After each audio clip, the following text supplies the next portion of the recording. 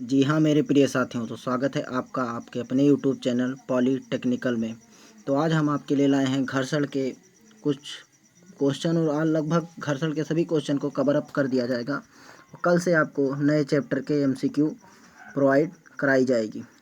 तो चलिए बिना वक्त गंवाए आज की क्लास स्टार्ट करते हैं। तो आज का पहला क्वेश्चन आपके स्क्रीन पर आ चुका है। तो जो क्वेश्चन दिया हुआ है चलिए देखते हैं। सड़क की सतह पर घर्षण गुणांक घटता है जब ऑप्शन ए दिया हुआ है भार कम होता है, ऑप्शन बी दिया है तापमान बढ़ता है, ऑप्शन सी दिया है टायर का दाब कम रहता है, ऑप्शन डी दिया है उपरोक्त में से कोई नहीं। तो आपका जो सही आंसर होगा वो होगा ऑप्शन बी, तापमान बढ़ता है। चलिए देखते हैं अगला क्वेश्चन। तो अगला क्वेश्चन जो आपके स्क्रीन पर दिया हुआ है, एक पिंड को दूसरे पिंड पर फिसलने से रोकने वाले घर्षण बल को क्या कहते हैं। तो ऑप्शन ए दिया हुआ है स्थैतिक घर्षण, ऑप्शन बी दिया हुआ है गतिज घर्षण, ऑप्शन सी दिया हुआ है घर्षण कोण, ऑप्शन डी दिया है उपरोक्त में से कोई नहीं। तो जो घर्षण बल एक पिंड को दूसरे पिंड की सतह पर फिसलने से रोकता है उसको कहते हैं स्थैतिक घर्षण। यानी कि स्थैतिक घर्षण ही आपको एक पिंड को एक पिंड को एक सतह से दूसरे सतह पर फिसलने से रोकता है। तो आपका जो सही आंसर होगा ऑप्शन ए, स्थैतिक घर्षण। चलिए देखते हैं अगला क्वेश्चन। अगला क्वेश्चन जो आपके स्क्रीन पर दिया हुआ है पिंड पर 400 भार 1200 न्यूटन के पिंड पर 400 न्यूटन का क्षैतिज बल लगा हुआ है जो एक क्षैतिज तल पर रखा हुआ है। यदि पिंड बिल्कुल गति करने की स्थिति में है तो घर्षण कोण, तो जो आपका घर्षण कोण का सूत्र होता है वो क्या होता है, tan theta is equal to mu. तो जो आपका क्वेश्चन दिया हुआ कि भार 1200 न्यूटन, यानी जो भार 1200 न्यूटन आपका, मान लीजिए आपके क्षैतिज सतह पर कोई पिंड रखा हुआ है जिसका भार 1200 न्यूटन है, यानी 1200 न्यूटन और उस पर दिया हुआ है 400 न्यूटन का बल लग रहा है, तो 400 न्यूटन का फोर्स। तो जैसा कि आप सब जानते हैं कि उसके ठीक ही विपरीत दिशा में आपका घर्षण बल लगेगा, यानी म्यू इंटू आर, और भार के लंबवत आपका अभिलंबवत प्रतिक्रिया लगेगा। तो इसको चलिए सॉल्व करते हैं। तो जो आपका होगा 400, आपका जो होगा 400 equal to mu into R, और जो आपका आर बराबर होगा 1200 न्यूटन। तो जब आप सॉल्व कर लेंगे तो जो आपका कोण दिया होगा वो दिया रहेगा 10 म्यू, यानी म्यू का मान जो होगा आपका म्यू इज इक्वल टू होगा एफ बाई आर। तो बराबर हो जाएगा आपका 400/1200, यानी कि जो आपका आंसर आएगा वो आएगा 1/3, यानी कि tan थीटा बराबर 1/3। और 1/3 tan का कौन सा मान होता है, तो जो आपका सही आंसर होगा वो आंसर होगा ऑप्शन बी, यानी 18 डिग्री 26 मिनट। tan थीटा बराबर 1/3 बराबर होता है 18 डिग्री 26 मिनट, यानी 18 डिग्री 26 मिनट का जो आंसर होगा वो आपका होगा 1/3। चलिए देखते हैं अगला क्वेश्चन।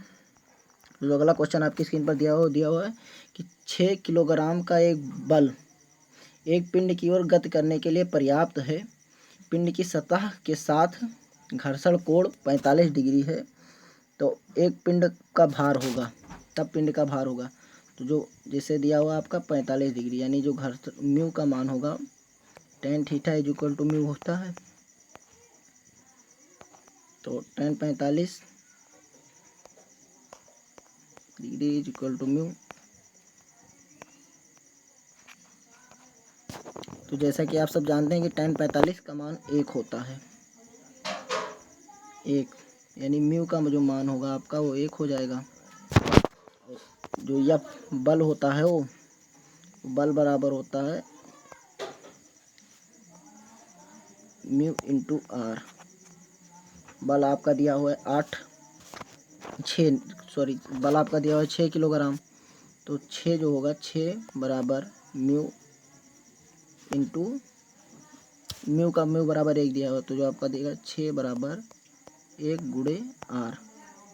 तो जो आर का मान होगा वो आपका होगा 6 किलोग्राम, यानी कि जो आपका आंसर होगा वो होगा ऑप्शन सी। चलिए देखते हैं अगला क्वेश्चन। जो अगला क्वेश्चन आपकी स्क्रीन पर दिया हुआ है कि 100 किलोग्राम भार का एक पिंड एक क्षैतिज समतल पर स्थित है, जिसके लिए म्यू 0.667 तब सीमांत घर्षण बल होगा। तो घर्षण बल आप जानते हैं कि एफ बराबर होता है म्यू इंटू आर।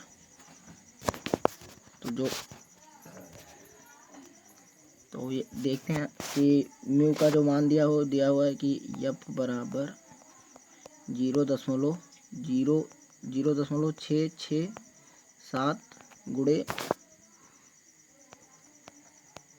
1000 दिया हुआ है। तो जो आपका सही आंसर होगा वो होगा ऑप्शन सी। चलिए देखते हैं अगला क्वेश्चन। अगला क्वेश्चन जो आपके स्क्रीन पर दिया हुआ है कि यदि घर्षण कोण शून्य है, तो ऑप्शन ए दिया हुआ है घर्षण बल तल के अभिलंब कार्य करेगा। ऑप्शन बी दिया हुआ है घर्षण बल गति की दिशा के विपरीत कार्य करेगा। ऑप्शन सी दिया हुआ है घर्षण बल शून्य होगा, और ऑप्शन डी दिया हुआ है कि घर्षण बल अनंत होगा। तो जैसा कि आप सब जानते हैं कि जो घर्षण बल होता है वो म्यू इंटू आर होता है, और घर्षण कोण tan थीटा जो होता है वो म्यू के बराबर होता है। जब tan थीटा का मान जैसे शून्य होगा, जैसे थीटा का मान शून्य होगा तो म्यू का मान भी हो जाएगा शून्य। तो आप जानते हैं कि जो घर्षण बल होता है वो म्यू इंटू आर होता है। जब म्यू का मान शून्य हो जाएगा तो आपका जो घर्षण बल होगा वो भी शून्य हो जाएगा। तो जो आपका आंसर सी है वो बिल्कुल सही होगा। चलिए देखते हैं अगला क्वेश्चन। तो अगला क्वेश्चन जो आपके स्क्रीन पर दिया हुआ है, पिंडों का वह गुण जिसके कारण एक स्थिर पिंड द्वारा गतिमान पिंड की गति के प्रतिरोध करने के लिए एक बल प्रेरित किया जाता है, तो उससे जाना जाता है। चलिए देखते हैं ऑप्शन ए दिया है घर्षण बल, ऑप्शन बी दिया है घर्षण, ऑप्शन सी दिया हुआ है सीमांत घर्षण, ऑप्शन डी दिया है फिसलन यानी कि सर्पी घर्षण। तो जो आपका सही आंसर होगा वो होगा ऑप्शन बी घर्षण। चलिए देखते हैं अगला क्वेश्चन। तो अगला क्वेश्चन जो आपके स्क्रीन पर दिया हुआ है कि घर्षण गुणांक म्यू घर्षण कोण फाई के पद में निम्न रूप में दिया जाता है। तो ऑप्शन ए दिया हुआ है कि phi is equal to tan mu, option B दिया है mu is equal to sine phi, option C दिया है mu is equal to tan phi, option D दिया है mu is equal to 1/tan phi. तो जो आपका सही आंसर होगा वो आंसर होगा option C mu is equal to tan phi. चलिए देखते हैं अगला क्वेश्चन। तो अगला क्वेश्चन जो आपकी स्क्रीन पर दिया हुआ है वो दिया हुआ है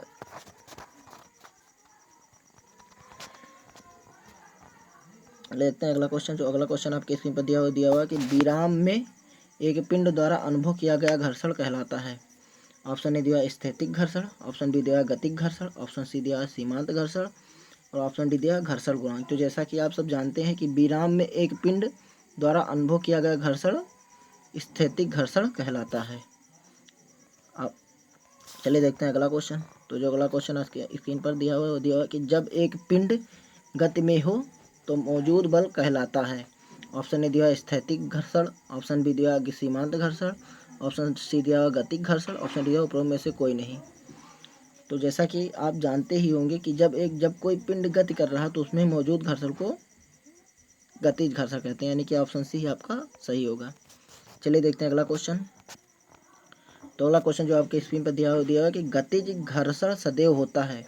ऑप्शन दिया स्थैतिक घर्षण से अधिक, ऑप्शन बी दिया सीमांत घर्षण से अधिक, ऑप्शन सी दिया कि सीमांत घर्षण से कम, ऑप्शन डी दिया उपरोक्त में से कोई नहीं। तो गतिक घर्षण जो होता है आपका वो स्थैतिक घर्षण और सीमांत घर्षण दोनों से कम होता है। तो आपका जो ऑप्शन सी ही सही होगा। चलिए देखते हैं अगला क्वेश्चन। तो अगला क्वेश्चन जो आपके स्क्रीन पर दिया है कि स्थैतिक घर्षण होता है। ऑप्शन ए दो सतहों के मध्य अवलंब प्रतिक्रिया के स्थिर अनुपात को धारण करता है, ऑप्शन बी दिया हुआ कि दो सतहों के मध्य संपर्क क्षेत्र से स्वतंत्र रहता है। ऑप्शन सी दिया हुआ है कि हमेशा उस दिशा के विपरीत कार्य करता है जिधर पिंड गति करने की ओर प्रवृत्त है। ऑप्शन डी दिया हुआ उपरोक्त सभी। तो जो आपका सही आंसर होगा ऑप्शन डी, यानी कि सभी प्रॉपर्टी पर निर्भर करता है। चलिए देखते हैं अगला क्वेश्चन। तो जो आपका अगला क्वेश्चन दिया है स्क्रीन पर दिया है कि विश्राम कोण होता है। ऑप्शन ए घर्षण कोण से कम, ऑप्शन बी घर्षण कोण से अधिक, ऑप्शन सी घर्षण कोण के बराबर, ऑप्शन डी उपरोक्त में से कोई नहीं। तो जैसा कि आपको कल के ही वीडियो में बता दिया गया था कि घर्षण कोण जो होता है आपका वो विश्राम कोण के बराबर होता है। तो इसका जो सही आंसर होगा वो होगा ऑप्शन सी। अगर आप कल के वीडियो नहीं देखे हैं तो डिस्क्रिप्शन में लिंक दी जाएगी, आप कल का वीडियो वहाँ से देख सकते हैं। चलिए देखते हैं अगला क्वेश्चन। तो अगला क्वेश्चन जो आपके स्क्रीन पर दिया हुआ कि पिंड झुके तल में नीचे जाने शुरू कर देगा यदि तल का झुकाव कोण घर्षण कोण हो। ऑप्शन ए बराबर, ऑप्शन बी से यानी लेस देन यानी घर्षण कोण से कम, ऑप्शन बी ग्रेटर देन यानी घर्षण कोण से अधिक, ऑप्शन डी इनमें से कोई नहीं। तो जो आपका विश्राम कोण होता है, तो आपका जो विश्राम कोण होगा अगर घर्षण कोण से अधिक होगा तो जो पिंड होगी वो आपकी फिसलने लगेगी। तो जो आपका ऑप्शन होगा ऑप्शन सी ही सही होगा। चलिए देखते हैं अगला क्वेश्चन। तो अगला क्वेश्चन जो आपके स्क्रीन पर दिया है घर्षण बल लगता है। ऑप्शन ए क्षैतिज दिशा में, ऑप्शन बी ऊर्ध्वाधर दिशा में, ऑप्शन सी पिंड की गति के विपरीत दिशा में, ऑप्शन डी इनमें से कोई नहीं। तो देखिए मित्रों, इससे आसान क्वेश्चन आपको पेपर में कभी नहीं मिलेगा। तो इसका जो सही आंसर होगा ऑप्शन सी। चलिए देखते हैं अगला क्वेश्चन। तो अगला क्वेश्चन जो आपके स्क्रीन पर दिया है घर्षण गुणांक का मात्रक होता है। Option A newton, option B newton metre, option C watt, option D इनमें से कोई नहीं। तो जो आपका सही आंसर होगा वो होगा ऑप्शन डी घर्षण गुणांक। घर्षण गुणांक विमाहीन तथा मात्रकहीन होता है। चलिए देखते हैं अगला क्वेश्चन। तो अगला क्वेश्चन जो आपके स्क्रीन पर दिया हुआ है वो दिया है कि घर्षण गुणांक अनुपात होता है। ऑप्शन ए घर्षण कोण और विश्रांति कोण का, ऑप्शन बी अभिलंब प्रतिक्रिया तथा घर्षण बल का, ऑप्शन सी घर्षण बल तथा अभिलंब प्रतिक्रिया का, ऑप्शन डी इनमें से कोई नहीं।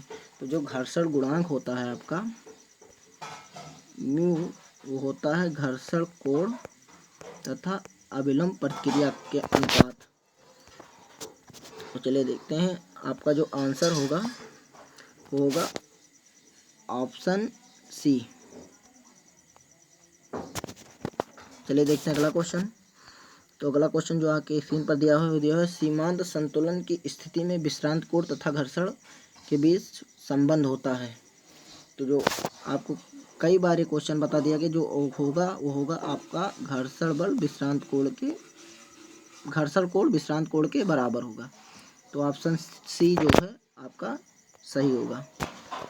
चलिए देखते हैं अगला क्वेश्चन। अगला क्वेश्चन जो आपके स्क्रीन पर दिया हुआ है कि किसी ऊर्ध्वाधर दीवार के सहारे फर्श पर खड़ी भारी सीढ़ी साम्यावस्था में नहीं हो सकती यदि ऑप्शन ए दिया फर्श खुरदरी है तथा दीवार चिकनी है, ऑप्शन बी फर्श चिकनी है तथा दीवार खुरदरी है, ऑप्शन सी फर्श तथा दीवार दोनों खुरदरे हैं, ऑप्शन डी फर्श तथा दीवार दोनों चिकने हैं। तो यदि आपकी जैसे सीढ़ी जो है वो संतुलन अवस्था में कब रहेगी, जब या तो आपका जो दीवार है वो खुरदरा रहे और एक चिकना रहे, दोनों खुरदरे रहें, या एक सतह चिकनी एक खुरदरी रहे, जैसे कि या एक सतह जो आपकी है ये सतह खुरदरी रहे या चिकनी रहे, यानी तो जो आपका आंसर होगा ऑप्शन डी फर्श तथा दीवार दोनों चिकने हों। चलिए देखते हैं अगला क्वेश्चन। तो जो अगला क्वेश्चन आपके स्क्रीन पर दिया है सीमांत घर्षण बल को उस घर्षण बल के मौजूद रूप में उस घर्षण बल के रूप में परिभाषित करते हैं जो तब मौजूद होता है जब तक पिंड ऑप्शन ए दिया अधिकतम वेग में गति करता है, ऑप्शन बी स्थिर है, ऑप्शन सी तल के ऊपर खिसकने वाली हो, ऑप्शन डी उपरोक्त में से कोई नहीं। तो जो आपका सही आंसर होगा वो होगा ऑप्शन सी तल के ऊपर खिसकने ही वाली हो। चलिए फ्रेंड, आज की क्लास बस यहीं तक। अगर वीडियो अच्छी लगी हो तो वीडियो को लाइक करें, अगर आप चैनल पर नए हैं तो चैनल को सब्सक्राइब करें और पीडीएफ के लिए हमारे टेलीग्राम चैनल पॉलीटेक्निकल को ज़रूर ज्वाइन करें। धन्यवाद।